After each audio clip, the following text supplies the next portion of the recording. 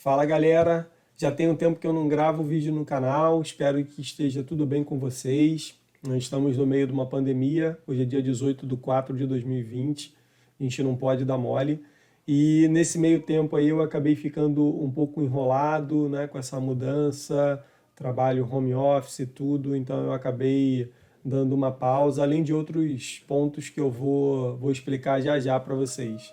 Tá? E no vídeo de hoje a gente vai falar um pouco sobre a letra I, Interface Segregation Principle. Tá? Esse é o quarto princípio. A definição a gente pode traduzir como uma classe não deve ser forçada a implementar interfaces e métodos que não irá utilizar. E isso significa que você deve ter interfaces mais específicas, evitar interfaces genéricas com diversos métodos descritos nela que não estão necessariamente interligados. Podemos dizer que precisamos deixar a interface o mais magra possível. Embora a definição seja bem trivial, seguir esse princípio não é tão trivial assim. E nesse vídeo eu vou tentar lhe ajudar a entender de fato, né, esse princípio. E antes disso, eu quero falar um pouquinho, né, até sobre esse momento que eu deixei de pausa aí. Então, eu quero falar um pouquinho sobre isso.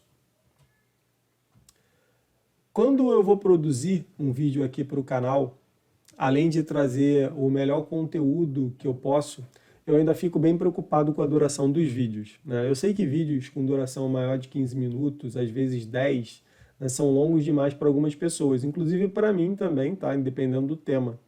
O que leva as pessoas a não assistirem os vídeos, né? E já tem bastante tempo que eu não lanço vídeo, e nesse tempo eu fiquei refletindo um pouco sobre isso, né? Então, assim, esse modelo que eu estava seguindo, né, de me preocupar com o tempo quando eu faço o vídeo e tal, isso não tava tão bom assim, né?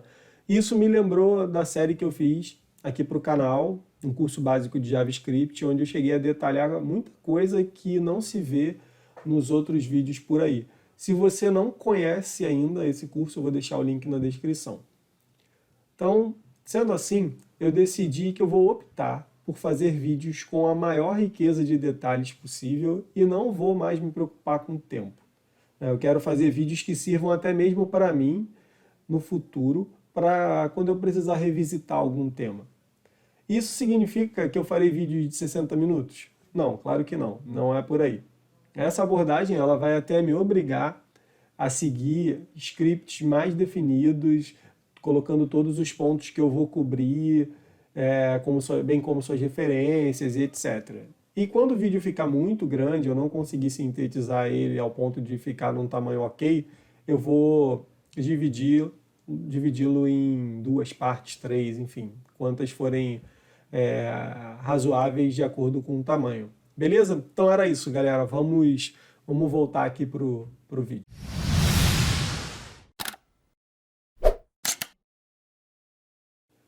Para conseguir entender bem o ISP, você precisa dar uma revisada nos tipos de acoplamento, né? O acoplamento mede o quanto sua classe está conectada, possui conhecimento ou depende de outras classes, né? Você sempre deve preferir o baixo acoplamento, tá? E para entender melhor o baixo acoplamento, vamos olhar algumas situações que possuem um forte acoplamento, né? Quando temos um forte acoplamento, temos problemas no nosso código.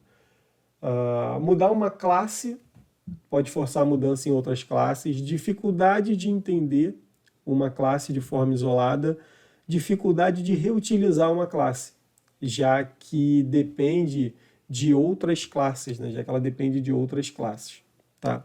E atribuição das responsabilidades é uma forma de eu minimizar o acoplamento. Se eu tenho um foco nessa parte, eu vou conseguir reduzir o meu acoplamento. Então, outros pontos aqui. Herança. Herança deixa o código muito acoplado. Então, o ideal é você preferir composição ao invés de herança. Ter muitas classes grandes, né, que a gente chama de God Class. Você provavelmente vai ter responsabilidade demais. E responsabilidade demais é acoplamento demais. Então, assim, tem que procurar evitar isso ao máximo. E aí a gente tem alguns tipos de acoplamento. Acoplamento de dados, de controle, dados globais e internos, né? E a gente vai falar um pouquinho mais sobre cada um deles. O acoplamento de dados. Saída de um objeto é a entrada de outro. Então, uso de parâmetros para passar item entre os métodos. Então, aqui no exemplo, a gente pode ver que o servidor, a classe servidor tem um método mensagem que recebe um objeto. Esse objeto ele é invocado dentro desse método e ele passa um outro objeto para dentro desse método faça algo. Tá, isso não é bom, porque a classe servidor, o método mensagem, tem acesso ao objeto inteiro, sendo que na verdade ele precisaria o quê? Só precisaria daquele método ali faça algo. Então como é que a gente poderia resolver isso, né? Eu poderia criar uma interface que vai definir uma abstração para esse método, e aí a minha classe implementa, né? E quando eu for passar isso lá para a classe servidor, para o método mensagem, eu passo a interface. Com isso, a classe só sabe que existe aquele método. Eu não preciso passar tanta coisa assim para ele. E eu tenho um ganho já nessa parte, que é de poder fazer um mock, que a gente vai ver lá no final do vídeo, fazer um mock desse comportamento na parte de teste unitário. E acoplamento de controle. Quando a gente passa flag de controle entre objetos, né, de forma que um objeto controle as etapas de processamento do outro. Cara, o que é isso? Cara, isso nada mais é do que eu ter um parâmetro no método e a partir desse parâmetro eu decido o que o método deve fazer. Então aqui nesse caso eu tenho o valor 0 para ligar a lâmpada, 1 para desligar e piscar 2, tá? Nesse exemplo. E aí como é que é o uso lá? Tem um set lâmpada, eu defino o valor, enfim. Não me parece, né, algo muito bom. E por quê? Porque quem está chamando esse método set lâmpada, ele tem que conhecer esses valores. Então, eu tenho umas abordagens melhores, de uma forma menos imperativa. Então, vamos dar uma olhadinha em como ficaria. Com o método, criando o método on, off, pisca, eu abstraio isso. E eu reduzo a quantidade de erros que podem acontecer caso o cliente lá da minha classe utilize valores que eu não estava esperando.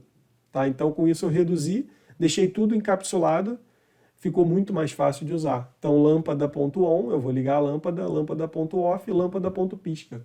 Então, assim, essa é uma ótima forma de você acabar com esse acoplamento de controle, passando flags. E aí vamos para o próximo exemplo. Eu tenho um método, esse método recebe um arquivo lá para imprimir e o arquivo está corrompido. Como é que eu estou resolvendo isso? Eu verifico lá no if, está corrompido, tá, eu retorno uma flag. Aí, mais embaixo, né, eu tenho quem está usando, tem que conhecer até a minha flag. Ela tem que saber que aquela flag ali representa que o arquivo está corrompido. Então, de novo, eu estou passando muito conhecimento. Como é que eu resolveria esse ponto aqui? Vamos lançar uma exception. Se o arquivo está corrompido, vamos lançar uma exception.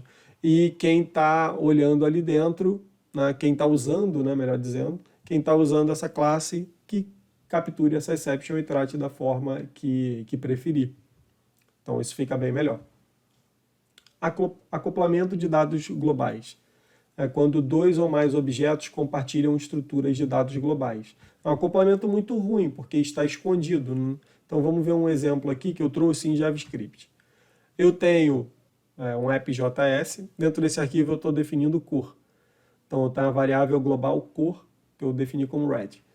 Em outro arquivo, layout.js, eu estou alterando essa cor. Estou colocando, também poderia estar declarando, né, isso, que se eu não estou especificando let e nem o var, eu estou deixando isso com o escopo aberto. Então lá estou eu de novo alterando cor. E aí no último arquivo, widget oneclick, eu estou utilizando o valor dessa cor. E aí eu pergunto, qual é o valor da janela? Não sei. Então, assim, isso tem que ser evitado ao máximo. Nada de variáveis globais, só assim, o que for estritamente necessário. E, para finalizar, o acoplamento de dados internos, que aí é quando uma classe, né, altera ou depende de uma funcionalidade interna de outra classe. E aí eu trouxe um exemplo muito real aqui que aconteceu em produção. Essa classe Dapper Book, né, ela se acopla na SQL Connection. E é um método de extensão, tá? Para quem não conhece C Sharp, isso é um método de extensão. E aí, o que acontece? Para eu fazer uma alteração nesse cara, resolver ali o SQL Connection, eu não tenho como, porque, cara, ele se acoplou. Então é o pior acoplamento que tem. Internamente, né, esse método funcionando internamente depende da SQL Connection. Então eu não consigo simular um comportamento, tipo, ele me amarra, tá? Então eu não consegui fazer o mock disso, né? De novo, lá do teste unitário. Então esse é um problema muito grande, a gente deve evitar ao máximo. Mas isso significa que a gente não vai acoplar? Não, o acoplamento é inevitável. Tá? A gente só tem que dar preferência para se acoplar a coisas que são estáveis. Por exemplo, se eu me acoplar à classe list do C Sharp, cara, tudo bem, porque ela é uma classe já bem antiga, bem madura, que não vai ter uma mudança assim de uma hora para outra. Classe string também, ninguém vai mudar isso assim de uma hora para outra a ponto de quebrar os métodos, que vai quebrar todas as aplicações que utilizam essa tecnologia. Então esse é um ponto. Tá? E o new é uma cola, o new é acoplamento. Você deu new, se acoplou. Isso significa que vai ser difícil mocar um comportamento, vai ser difícil entender que a sua classe depende daquilo ali para funcionar, porque você deu um new ali dentro. Então, o ideal é que você coloque isso no construtor, né, como uma interface, se não puder, enfim, como um objeto, mas que você coloque no construtor como um parâmetro do método. Se você der new, você está se acoplando. Claro, pode fazer sentido em algum momento, como eu falei, é inevitável. Mas também é um ponto evitar usar o new, tá? Usar a injeção de dependência, enfim, essas coisas resolvem esse ponto. E alguns padrões que ajudam um pouco a reduzir o baixo acoplamento. Trouxe um pequeno exemplo, tá? Existem milhares de exemplos. Trouxe um que eu tenho um método para gerar fatura, eu tenho uma classe gerador de nota fiscal, enfim. Essa classe, ela recebe uma lista de ações, que são ações que alguém provavelmente quer tomar depois da geração da nota fiscal. Então, depois da geração da nota fiscal, ali no meu for each, eu vou chamar cada ação dessa para notificar quem está interessado. Tá? É uma forma. Tem um padrão observer, tem visitor, factory, todos esses padrões, e além de outros também, trouxe só esses por enquanto, ajudam no baixo acoplamento. E aí, vamos fazer um desafio aqui, né? Vamos construir um dragão. Eu tenho essas peças, tá? Eu tenho peças pequenas e tenho peças grandes. Essas peças grandes, elas vão simbolizar classes grandes. E as peças pequenas, classes pequenas. Isso significa que eu vou ter muitas classes nesse cenário e poucas classes no outro cenário. Porque eu tenho uma classe com muito código. E aí, vamos lá, vamos construir um dragão. Com as minhas classes grandes, eu vou conseguir chegar num modelo desse. Com as classes pequenas, ficou muito mais interessante. Por quê? Vale muito mais a pena a gente ter centenas de classes, onde cada classe ela é muito simples, tá? Seguindo lá até os outros princípios do Solid. Ela é muito mais simples, vai ser simples para testar, simples para manter, do que ter pouquíssimas classes e elas serem gigantes, porque isso vai dificultar muito, né? Milhares de linhas de código para dar manutenção, enfim, a classe faz tudo do sistema, depois isso é péssimo. Então, esse ponto aqui já ajuda também a gente a diminuir o acoplamento e ficar mais próximo do nosso quarto princípio. E aí, falando agora também um pouquinho mais, né, trazendo um exemplo, você tem um método que recebe um objeto. Desse objeto, você está interessado num método ou num dado que esse objeto encapsula. E aí, o que você faz? Você passa o objeto como parâmetro, né? Mas a classe ela vai utilizar somente o método getItems. Então, assim, ela só utiliza esse método de toda a classe. Né? Faz sentido a gente continuar seguindo desse jeito? Né? Qual seria a solução? A gente poderia criar uma interface que tem um método que retorna uma lista de itens, que a gente vai chamar de itens a serem tributados. Eu tenho uma calculadora de imposto, uma classe calculadora de imposto, que recebia a nota fiscal. Agora ela não recebe mais, ela recebe somente a interface, porque eu estou interessado somente nos itens. Então eu não preciso receber a nota fiscal toda, só recebo o que eu vou trabalhar. Com isso, eu diminuí o meu acoplamento. Tá? E aí eu só implemento a interface lá no nota fiscal e, cara, na prática não mudou praticamente nada. Eu só defini um contrato.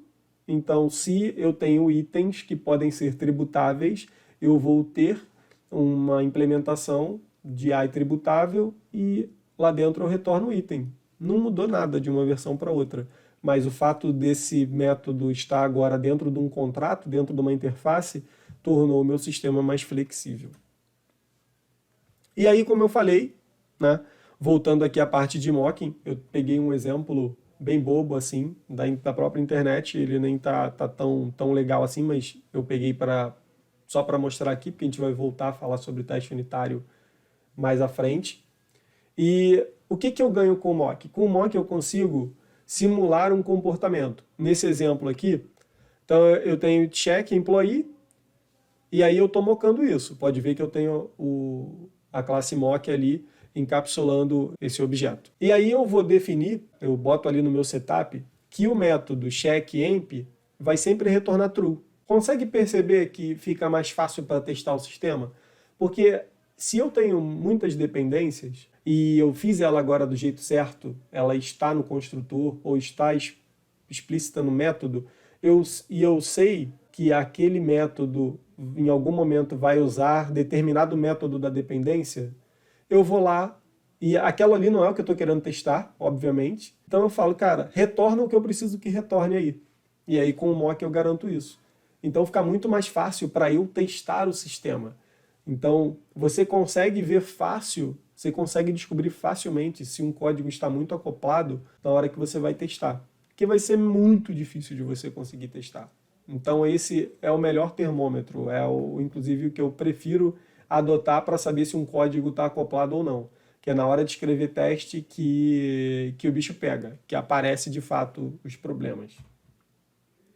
E era isso. No próximo vídeo a gente fala da última letra do Solid, o D, Dependency Inversion Principle, beleza? E quero reforçar, né? Estamos na quarentena, vamos tomar cuidado, galera. Saiu, bota máscara, evita sair ao máximo, né? Mas saiu, bota máscara, passa álcool gel, enfim, todos os cuidados para a gente passar logo por essa quarentena e poder voltar ao normal. Beleza, galera? Fiquem com Deus e nos vemos no próximo vídeo.